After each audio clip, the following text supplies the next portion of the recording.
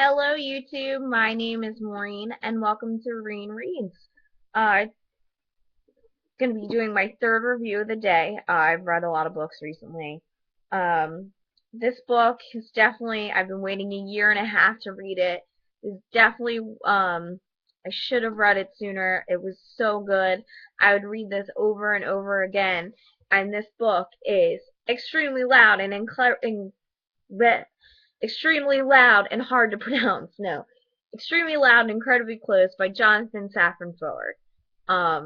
Just a little bit about Jonathan Safran Foer because now I'm obsessed with this man.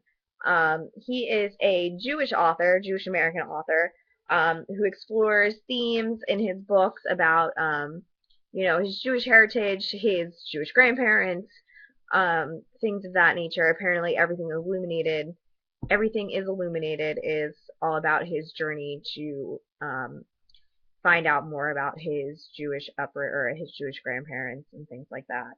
Um, but this book, holy effing shit, I cannot even contain my curse words for this book. Jonathan Safran Foer is definitely groundbreaking. I feel like I would compare him to David Foster Wallace, not in the sense that he uses 1.5 million footnotes, but he is very creative in his writing, very similar to E. E. Cummings. You know how it's the falling words and shapes, and that he uses a lot of photos in this book.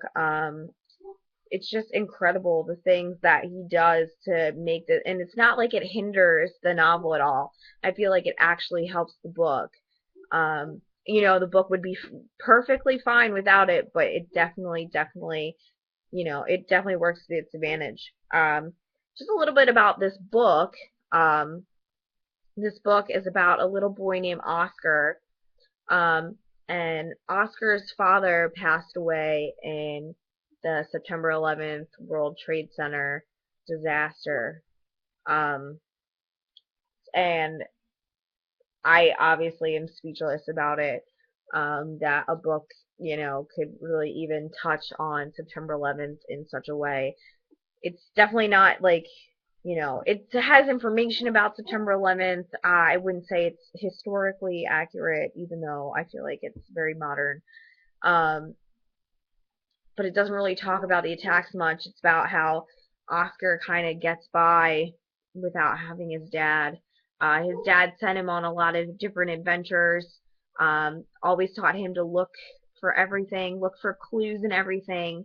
So Oscar finds a key, and this key, it's in an envelope, and it says black on the envelope. So Oscar goes on this giant adventure through New York City trying to find the owner of this key. And the things that he finds, the people that he finds along the way, are characters in themselves. Uh, Everyone in this book has a story. Nothing is how it seems in this book. All the characters have not necessarily a dark side, but a different side to them. And there is a whole nother story underneath the story about Oscar's grandparents in this book. And I think, to me, that might be the biggest heartbreak in this book is the relationship between his grandparents. Um, this book, I'm telling you right now, this book will tear your insides apart. Um, it was hard for me to read this in public because I was covering my mouth in shock. Um, I wanted to cry a lot reading it. It was just, parts of it are very, very sad, but parts of it make you really, really optimistic. Makes you feel like a child again. Makes you yearn for things. This book is so many feels. I can't even describe it. I can't describe the feels. Um, Obviously, I just found this out recently that they were pushing the movie for this book before the book was even out. So, definitely look for a movie review because I bought the book because I saw the movie was coming out and I was like, oh, this movie looks so cool. And it's like, oh, it's based on a book. guess I have to read the book. Um, so I would definitely suggest this book to literally every American. Um, I feel like you're not an American if you have no feelings when you read this book. Um, I would definitely suggest this to, anyone who likes Jewish literature or, is a Jew themselves. I've had I've dabbled a little bit, not really in Jewish things, but I really like the history. I really am into the culture. Um, I really like the religion a lot. I don't know. I'm not Jewish myself, but I gravitate towards those I gravitate to anything, religious for some reason. I don't know why, but I would suggest that book to them. I would also suggest this book to literally everyone you meet because of how good it is. Um, I know I'm late to the train on this one, but really, really read this.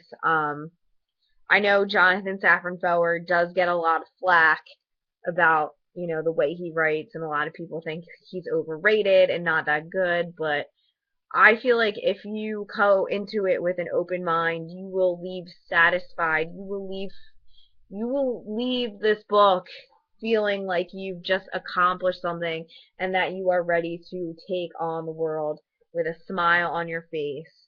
So, with that being said, extremely loud and incredibly close. I just did that because that's the title of the book, but I would definitely read it. I would read it again. I want to read it again, but there's too many things to read, too many things to talk about. So, yeah, definitely everyone should read this book. I really just I was thinking about giving this away, but I really don't. I think I might have emotional ties to it. My boyfriend might get really mad, but I just love it. I really love it. But yeah, YouTube, until we meet again, I would suggest reading this book. I actually didn't get this on Amazon this time.